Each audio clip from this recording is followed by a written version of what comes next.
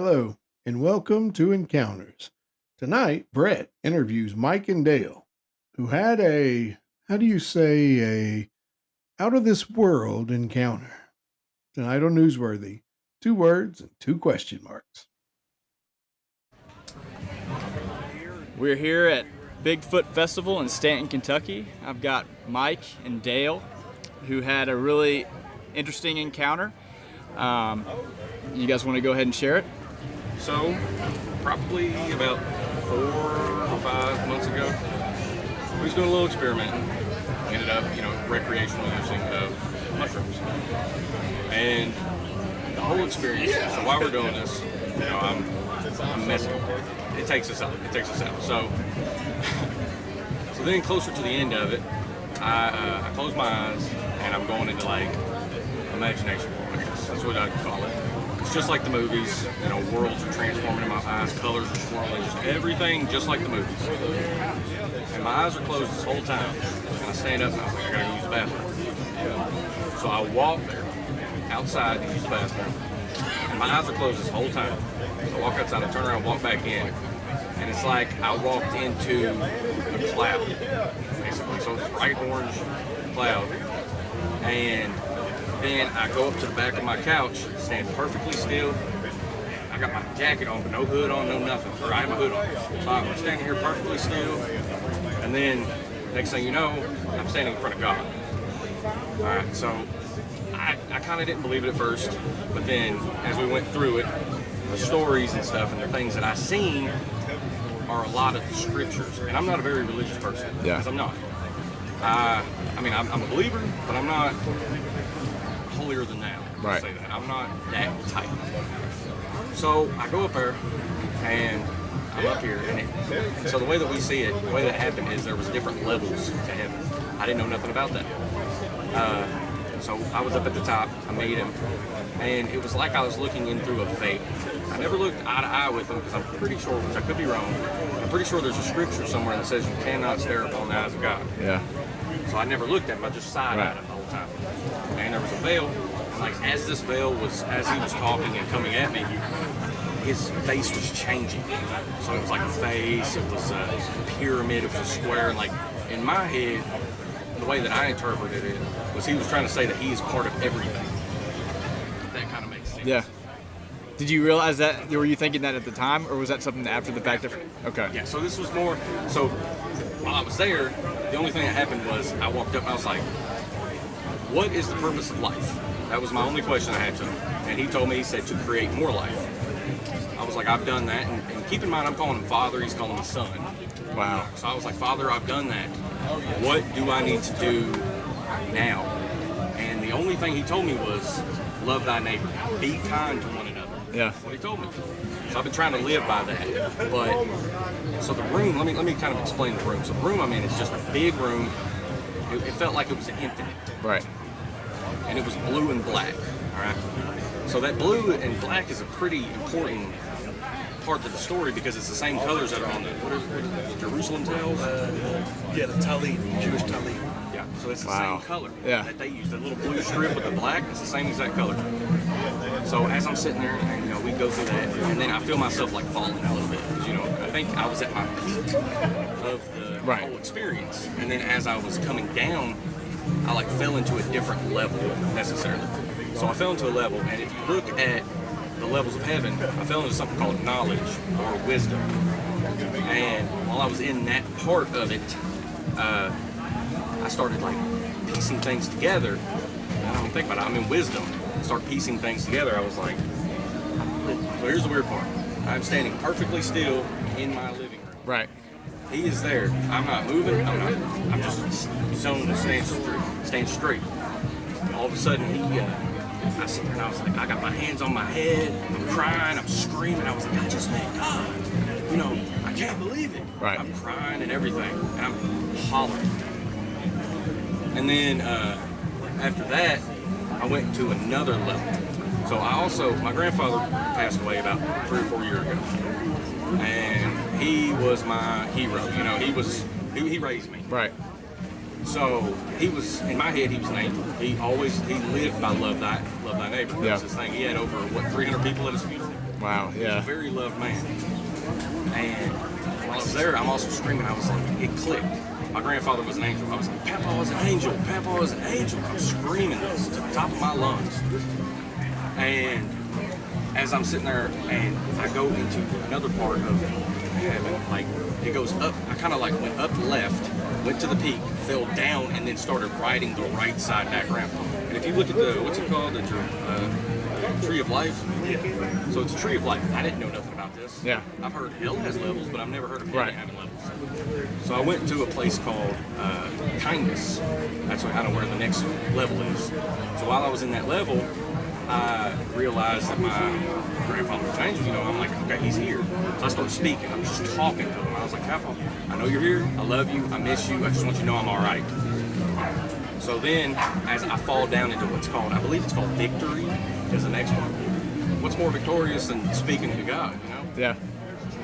And then the weirdest part is I fall, like, as I'm falling. Like, it's not necessarily falling, but it's like I'm shifting to different places. Except for the last part, whenever I actually fell back into earth. So imagine, like, you're looking in a hallway, the little glass covers that cover the hallway light. That's what it looked like, and they come into a drop, like a point. Yeah. Like I fell down what seemed to be like that, Right. and I plopped back into my body. And I've never been able to feel that way again. It's kind of like when you go over, like them back roads, and you go over a hill, Right, and yeah. your whole body leaves. It's kind of what it felt like, but 20 times different, you know, 20 times harder. Right. Like it just felt like 280 pounds of me just fell back on Right. the earth. It was wild. Wow. So then I fall, and I kind of like, the second I fall, I just said, all right, I'm back. There was nothing else. Just like clear. Just clear. I was like, all right, I'm back. And then I went around the couch and I sat down, and I was like, I just met God. And I started speaking to him, and then, what kind of questions did you ask? You started asking questions. So it was really a weird experience because I don't know how to describe it, but it's like he wasn't there. Like it didn't come across my mind. Like I could see his body, but I was off in my own world and he just wasn't there. Yeah. And he snaps back and he's like, "Oh, did you hear me screaming and stuff?" And I was like, "No, you didn't say a word, dude. Like, not a word came out Wow. of his mouth." And he starts describing this. Like, let me take a step back here and just say the things that he mentioned, the Talit, the Tree of Life. He didn't know anything. I can vouch for the fact that he doesn't read that. Well, it's not like, doesn't seem like common knowledge type stuff. Well, so like I read a lot about like Kabbalah and all that stuff, and so he's describing this to me, and at first I'm like, all right, this is a weird experience, but then it just gets a little too detailed. Right. Like it fits the Kabbalah tree of life and the levels of heaven too much. That's And then, crazy. Like, have you ever seen a Talit in person in your life? Never. And like he's describing this veil, like the Temple of Jerusalem. It's Yeah. separated by a veil. Like, and you were like, "Oh, I didn't know that." Oh, I don't know. And it's just like every little bit of it he described was just too close, and I just started getting these chills. And it was That's amazing. weird. Was that like the first time? Yeah, it's the very first time anything like it's ever happened. Wow. That was the second time I've actually recreationally used. So the first time, I had my eyes closed, and the whole time it feels like I'm riding a roller coaster upwards. Yeah. And so the very first time I did it, I was by myself, nobody was around me. And as you know, as things were like shifting in my head, you know, doing the whole imagination movie type trip, there was a figure showed up. It wasn't necessarily like a figure. It was just, so the best way I can describe it is it looked like a jawbreaker Yeah. with a body. So, you know, that sounds just like a normal trip. You know, Yeah, something wild right. like that. But that's the second time I met him. Yeah. So the first time I met him, I ran right up into him, and then I backed off and my eyes opened, and I didn't close them until I went to sleep at night. This time, I went through it. Like, he was like, "Come on in." So that's when I went up and, you know, I met God. So the way that I envisioned like why that happened was because in my head they say that you're not supposed to speak in tongues without a translator. I didn't have a translator my first time I did it. Yeah. Now then I had Dale over here. He was there. He knew what I did not know. Right. So he kind of helped me guide to where I was at. It's amazing that you could, yeah, like after the fact, like when you were going through it, were you scared at all? Like, were you like, what the heck? Comforting. Yeah. Like everything felt warm. Does that make sense? Yeah. It just felt like I was kind of like in a 90-degree hot tub, you know, not too hot, but just warm enough to where you weren't cold. I mean, it's a very comforting feeling. I know they say that heaven has clouds and cities of gold and all that. I didn't see any of that personally, but then again, I'm also not dead. Right. That could be its own little section that I just didn't see. Right. What I did fall into, when I fell into knowledge, it was like I fell into the clouds. Does that make sense? Everything was orange, gold, soft. It just felt heartwarming, you know? Yeah. It's the craziest story that I've ever... It's amazing just listening to you like describe it, because you're like, it seems like you're so insightful as far as, or you've thought about this so much and reflected on this so much. Like, normal people don't like really talk like that. Yeah. If that makes sense. Yeah. It's like even just talking to you, it's like I believe you because Yeah. like it feels like you've. I can't really describe like the way I'm feeling talking to you about it, but like if I'm talking to some like normal dude, he's not like saying stuff like this, like where he like it feels warm, like the colors are like just soft and like I don't. It's just the way you're describing it. It makes it seem like, yeah. I mean, you definitely experienced something. Yeah. I've seen something. Whether, you know, other people believe or not, that's totally on them. Yeah. I believe I was there. I believe I met him. It's changed my life because I'm trying to be that better person. And you're not the only you're not the first person that I've heard talk about experiences like this with psychedelics. Yeah. Because there's tons of people who have like who were going through a really tough time or they have these experiences and then it changes their life. Yeah. Like it just changes the way they see people, that they interact with people, and they all seem to like have a more they have a bigger appreciation for their neighbors, like you were saying, like love thy neighbor. So whenever I first started, you know, I was on a little trip myself. Like, I had a son not too long ago, my first child. Me and my wife, we were just having problems. And I wanted to better myself. Right. So I started trying to look around. I was listening to like the old, you know, Rogan and all that. Yeah. He's talking about these. And the only thing that I'm scared of in this life, I'm not scared of dying. I'm not scared of anything. I'm scared of Alzheimer's. Yeah. That scares me because I don't want to forget. Right. Like that's Especially having a kid, having a wife. Yeah, it's right. just- it's my biggest fear is being 40 and not knowing anything. Right. And so I started microdosing because they were talking about like doing LSD, mushrooms, and stuff like that, and it actually helps with the like some form of your brain. I don't know necessarily how true it was. Apparently, there's a lot of good benefits to it, like even just like endurance and stuff like that. Endurance runners are starting to take it now. So I was just microing, trying to lighten my mood a little, you know, trying to help my memory more than anything, because you know my memory's not the best, and I don't want to be that one person. You know? Right. I really, I could be 9 years old, stuck in a bed and be happy. Right. As long as I know who I'm talking to. Yeah. So that's the reason why I started that. It was kind of my own experience, my own little transition into, you know, just a little bit of recreational use.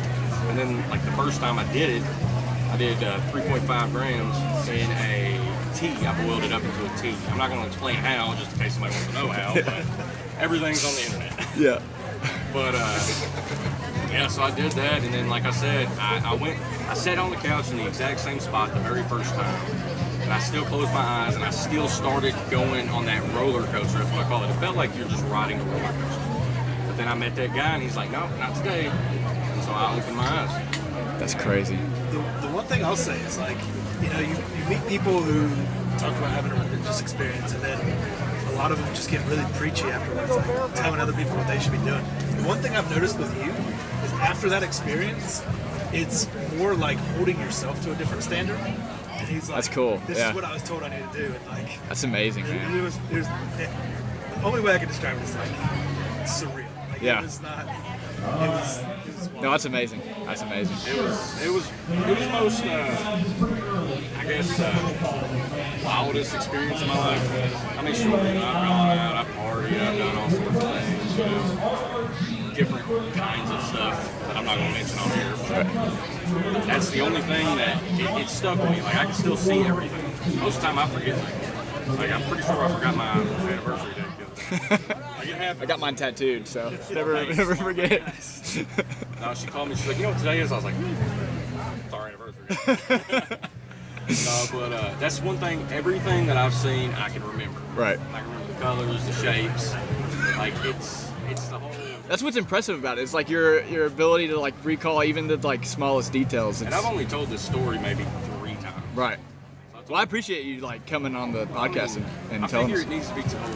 Like, if my story can even help somebody, just all I can say is just all I got told was, create more life, which most of us have already done, and then just be kind to them. Yeah. That's really all it is. The world's too small. We may see it as big, but like there's 20,000 people here probably in this little bitty area, and the least I can do is just be kind and say, "Excuse me, pardon me," when I walk past somebody. No, yeah. You I love that. You just gotta try to be nice. And like, yeah, and like what you're saying, it's simple. It's not. There's not a like you don't have to. There's no big quest that you need to. Right. Yeah. It's just treat others the way you want to be treated. Yeah. It's that simple. That's really all he told me. So I'm gonna get to something a little bit. We're gonna backtrack a little bit. Remember how I said I never looked him in the eyes? Mm-hmm. So I remember we was both on our adventure. I never looked him in the eye that entire day. It was kind of like it was foreshadowing me. Does that make sense?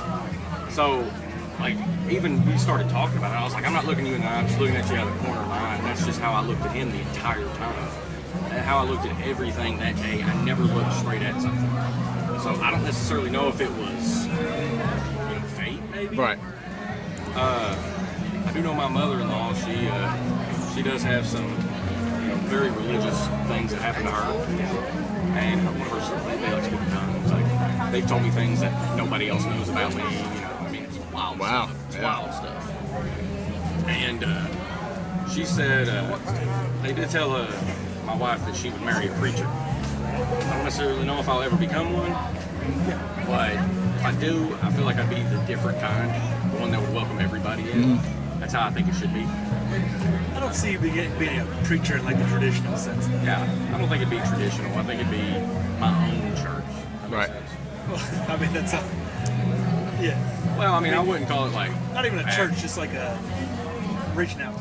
We even just talking to people like you are now. Just I guess that would work. Yeah. That makes sense too. And that's a form of preaching, right? Yeah. It's just, I don't know. The fact that I can recall that to a T, exactly what happened, it blows my mind myself. No, that's awesome, man. And I do know a lot of people say that they meet God in certain different ways and forms when they're on these things. Well, they meet something. Right. Like they talk about DMT and then they're meeting this one entity. So I met what I met. Whether you believe me or not, I believe I met him. Right. I think that's really all that matters. And the fact that, I had somebody there that helped guide me back to earth. Does that make sense? Because he said, whenever I fell back down, I kind of like glitched, you said? Yeah, it's like what I was saying with he was there but not there. Mm-hmm. It's like being in a room alone with a body that, which sounds horrible, but like it just seemed normal at the time. And it's like when he came back, he was like, "Oh yeah, I said something to you," and I was like, "Nah." You just kind of, the only way I could describe it is like a glitch. Like he went from like not being there to there. Like almost like a NPC. Like you just like walk up to it, they start talking to you. Yeah, it was like. Yeah, like going from an NPC to like, oh, this person doesn't conscious. It was a wild experience. I believe it's changed my life. I believe I'm trying my hardest to be a better man. I believe that's all it should be. No, that's awesome, man. And like I said, I really appreciate you sharing. That's awesome. I appreciate you having me on. I feel like the story needs to be told, whether however many people hear it. If anybody believes me, And like you said, if it just impacts one person's life, that's all that matters. Yeah, at least I got the story out there. At least it's now recorded in history somewhere. Yep. I think that matters. That's awesome, man. Well, I appreciate it, guys. And I hope you guys have a good rest of the festival. Definitely will, brother. Definitely will. Thank you. And Jerry, if you can't see the light, be the light.